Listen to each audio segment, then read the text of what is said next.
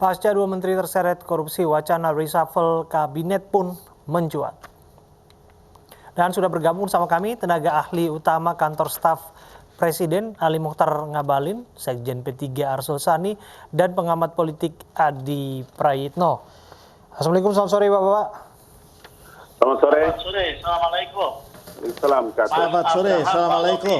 Saya ke Bang Ngabalin terlebih dahulu. Bang Ngabalin, Lofi. yang dijelaskan Presiden tidak akan melindungi menteri-menterinya apabila terseret korupsi. Dan sudah ditugaskan Pak Muhadjir untuk menjadi pejabat sementara Kemensos. Namun suasana kebatinan Presiden seperti apa setelah mengetahui dua menterinya secara berturut-turut dalam hampir sebulan terakhir ini ternyata ditangkap KPK? Ya, saya pikir yang paling pertama memang sebagai seorang kepala negara tentu ini satu keprihatinan, dan apapun alasannya dari awal memang Bapak Presiden telah mewanti-wanti, telah menyampaikan kepada para anggota kabinet sebelum dan sesudah dilantik juga beliau sampaikan. Jadi kalau baik publik melihat secara langsung di media massa maupun dari beberapa pernyataan-pernyataan Bapak Presiden, ya tentu ini adalah bagian dari satu hal yang tentu menjadi perhatian serius bagi Bapak dan Ibu para anggota Ya, kabinet sederhananya yang lain. reshuffle itu keniscayaan ya, Bang Ngabalin? Saya kira tentu ini menjadi kewenangan Bapak Presiden. Tetapi kalau dari biasanya kita tahu bahwa reshuffle itu bukan sesuatu yang tabu untuk bisa dilakukan oleh seorang kepala negara, dalam hal ini Bapak Presiden Joko Widodo. Oke, kita ke Bang Arsul. Pak Arsul, kalau sebagai kongsi koalisi partai pemerintah pendukung Pak Jokowi Ma'ruf, bagaimana Anda melihat isu reshuffle yang dihembuskan? Kira-kira akankah masih menjadi jatah dari partai, dari tokoh yang berlatar belakang politik tertentu, atau seperti apa yang mengisi dua kekosongan di pos menteri saat ini? Ya, Mas Abraham, pertama soal pengangkatan dan juga pemberhentian menteri. Pengangkatan dan juga pemberhentian menteri ini kan wilayah prerogatifnya Presiden, ya. Jadi apa yang kemudian katakanlah misalnya kami sebagai bagian dari koalisi itu menyampaikan masukan, usulan, terutama kalau diminta oleh Presiden.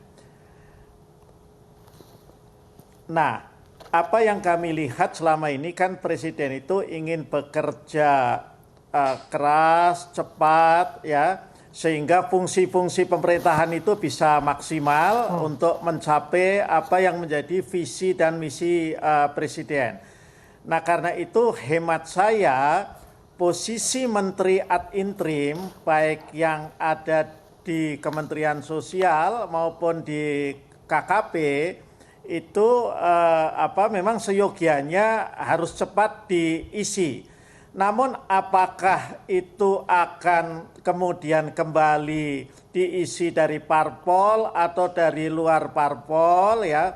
Tentu Presiden akan mempertimbangkannya dengan seksama. Yang jelas Pak Jokowi adalah seorang presiden yang juga mempertimbangkan keseimbangan politik.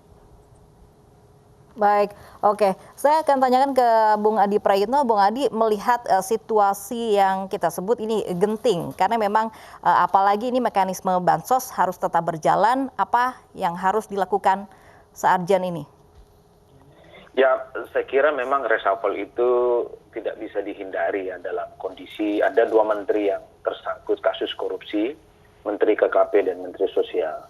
Nah, publik ini kan melihat biar tidak ada dualisme di kementerian, tidak ada PLT yang berkepanjangan, ya, pengganti menterinya ini segera untuk dieksekusi.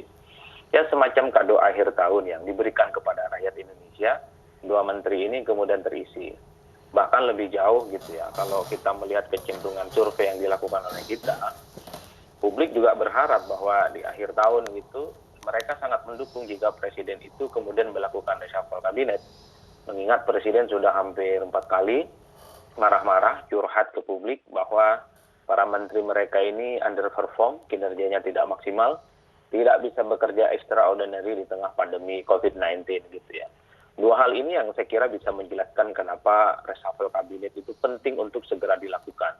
Pertama karena memang kasus korupsi yang kemudian harus dijadikan momentum untuk merombak kabinet pembantunya.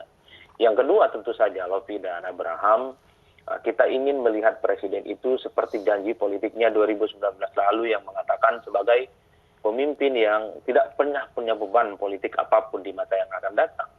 Nah ini yang saya kira penting untuk dibuktikan ke depan bahwa kalau melihat menterinya sudah underperform, ada yang tersangkut kasus KPK, ganti saja, nggak ada persoalan apapun. Iya. Nah, ini yang kemudian sebenarnya ditunggu manuver dan terobosan presiden sehingga tidak berlarut-larut, sehingga tidak ada menteri yang kemudian menjabat Ya kita tanyakan langsung kepada Bang Ngabalin mengenai ini, Bung Adi. Bang Ngabalin, bagaimana kemudian Anda menjawab, Istana menjawab derasnya kritikan yang mengarah kepada Pak Jokowi, disebutkan Jokowi salah pilih menteri? Nggak ada. Jadi jangan ada yang lebih pandai dari melihat masalah ini. Ya, ini adalah sesuatu yang tidak pernah ada orang juga menduga bahwa apa yang dilakukan oleh Presiden itu adalah hak otoritas yang dilakukan oleh Bapak Presiden. Bahwa kalau hari ini kejadian terjadi pada Menteri KKP atau Menteri Sosial adalah sebuah kenyataan yang saya kira itu bisa terjadi kepada siapa saja.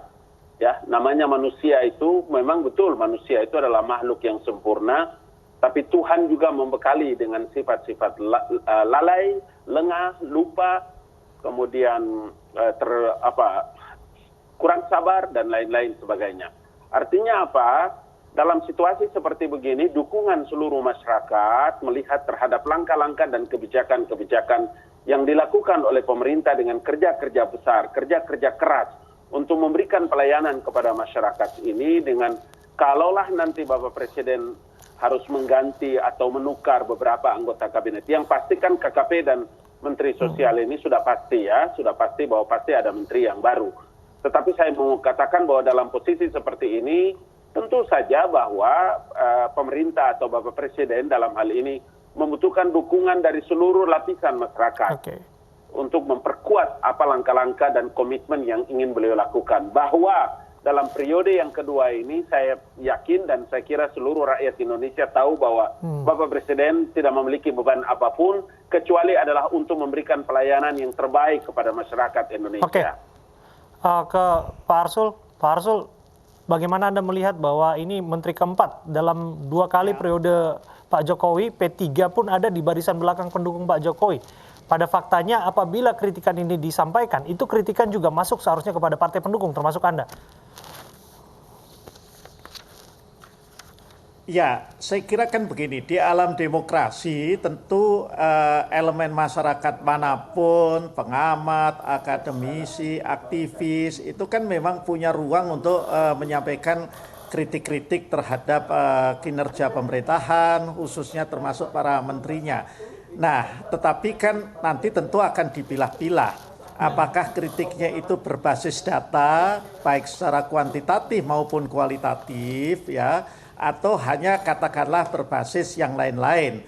Dan saya yakin bahwa Presiden ketika kemudian memutuskan misalnya ada reshuffle, apakah dalam konteks hanya mengisi 2 kementerian ini, ya ini KKP dan Kemensos, ya, atau juga sekaligus melakukan rotasi juga di kementerian yang lain, itu tentu akan berbasis pada performa dari yang bersangkutan. Kompetensi. Tetapi juga ya, yang harus Pak jadi Arsul, catatan kita semua, ya tentu kompetensi dan juga capaian kan, karena kan menterinya sudah menjabat setahun lebih. Tetapi tentu bisa jadi apa yang ada dalam raportnya Presiden itu berbeda dengan penilaiannya dari publik itu. Ya, Pak Arsul. Pertanyaan terakhir saya sampaikan kepada Bung Adi, apa tanggapan Anda mengenai ganti menteri ini, soal momentumnya kapan kira-kira? Ya saya kira memang bulan ini mesti ada reshuffle menteri, baik yang karena kasus korupsi ataupun karena evaluasi kinerja.